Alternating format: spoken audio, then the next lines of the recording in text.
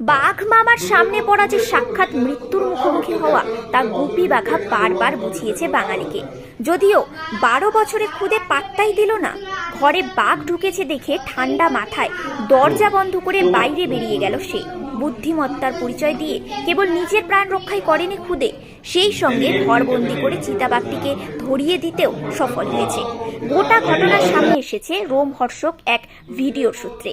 ঘটনাটি মহারাষ্ট্রের মালেগাঁও জেলার। নাসিকের বাসিন্দা 12 বছরের ওই নাবালকের নাম মোহিত আহিরে।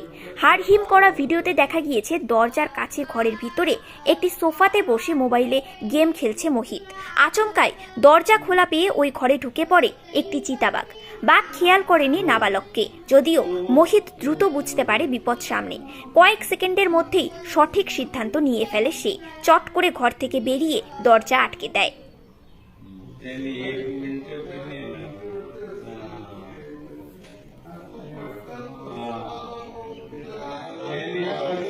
আপনারা দেখছেন নিউজ প্রাইম টাইমস। সঙ্গে থাকুন এবং দেখতে থাকুন নিউজ প্রাইম টাইমস।